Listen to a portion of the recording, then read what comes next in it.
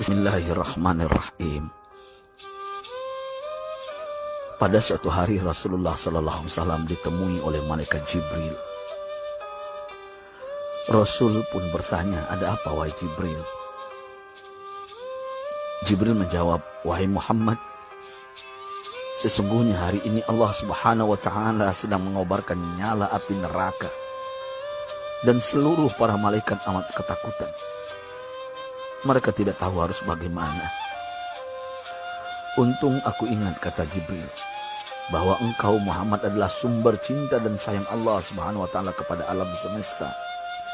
Dengan alasan itu aku kesini, bertabaruk mengambil berkah dengan cinta Allah kepada dirimu, ya Rasulullah, ya Muhammad." Rasulullah terdiam beberapa saat, kemudian bertanya lagi, "Wahai Jibril, ceritakan padaku bagaimana neraka itu sesungguhnya." Jibril menjawab, "Wahai Muhammad, neraka itu bagaikan lubang-lubang yang terdiri dari 7 tingkat. Jarak antara satu lubang dengan yang lain ialah perjalanan 70 tahun. Lubang paling bawah adalah lubang yang paling panas."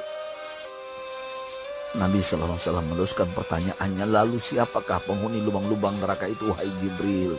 Sampaikan kepadaku, Jibril." Jibril menjawab, "Lubang yang paling bawah diciptakan untuk orang-orang munafik. Lubang yang berikutnya untuk penyembah berhala. Lalu untuk penyembah bintang dan matahari." Jibril terus menerangkan penghuni tingkatan neraka hingga lubang yang kelima, tempat umat Yahudi, dan yang keenam dihuni oleh umat Nasrani. Setelah menjelaskan penghuni 6 tingkatan neraka, Jibril diam cukup lama. Rasulullah SAW penasaran dan bertanya kepada Jibril, "Wahai Jibril, siapakah penghuni neraka yang ketujuh?" Jibril diam saja tidak menjawab. Rasulullah SAW mengulangi pertanyaannya, tapi Jibril tetap diam. Rasulullah tambah penasaran dan mendesak Jibril agar dijawab pertanyaannya. Akhirnya Jibril pun berkata, "Umatmu, wahai Muhammad, mereka itu para pelaku dosa besar di kalangan umatmu, yang dimana sampai mereka mati belum sempat bertaubat." Mendengar jawaban Jibril, Rasulullah langsung jatuh pingsan. Jibril merangkulnya dan meletakkan tubuh baginda di atas pangkuannya. Tak berapa lama Rasulullah SAW sadar dan langsung menangis bersimbah air mata dengan terisak-isak. Rasulullah mempertegas pertanyaannya, "Wahai Jibril, apakah benar ada di antara umatku yang masuk neraka?" Jibril menjawab, "Benar, wahai Muhammad, pelaku dosa besar di antara umatmu yang belum bertaubat." Setelah itu Rasulullah menghadap kiblat dan sujud kepada Allah dalam isak tangisnya.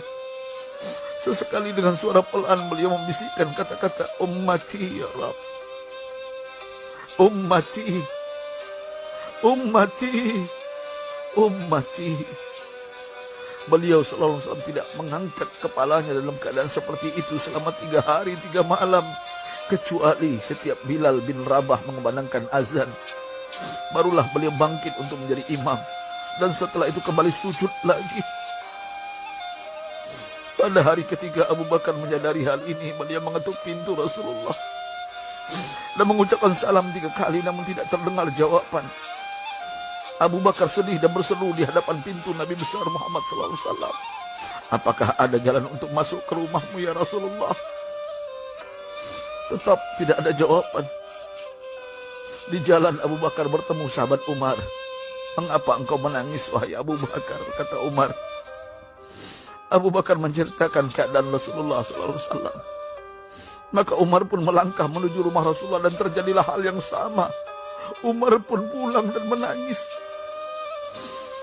Di jalan Umar bertemu sahabat Salman Al-Farisi. Dengan terisak Umar bercerita kepada Salman hingga membuat dia amat sedih, namun tidak berani mengulangi hal yang sama. Salman melangkah menuju rumah Fatimah radhiyallahu anha dan menceritakan hal itu.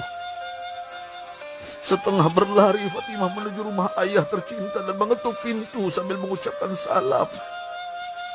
Mendengar suara lembut putri tercinta, sejuklah dada Rasulullah. Beliau bangkit dari sujud dan membuka pintu. Alangkah terkejutnya Fatimah melihat Rasulullah, ayah tercinta, amat kurus dan pucat. Fatimah memeluknya lalu menangis. Wahai ayah, apa yang terjadi? Mengapa engkau amat sedih seperti ini?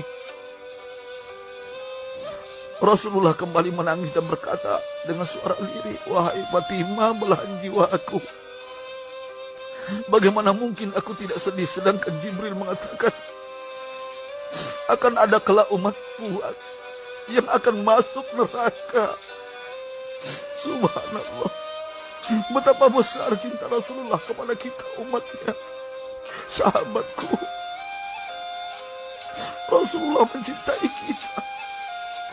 Antaman ma'aman ahbabta, engkau akan berkumpul dengan orang yang kau cintai. Mari kita mencintai baginda Nabi besar Muhammad SAW yang mencintai kita, umat yang tidak rela kita masuk neraka. Mari kita mencintai beliau dengan berselawat. Sahabatku, sampaikan, Rasul mengajarkan kepada kita, man dalla ala khairin falau mislu ajri fa'ili. Siapa yang menunjukkan kepada kebaikan, maka dia akan mendapatkan pahala seperti orang yang mengerjakannya. Mudah-mudahan ini menjadi pahala jariah bagi kita.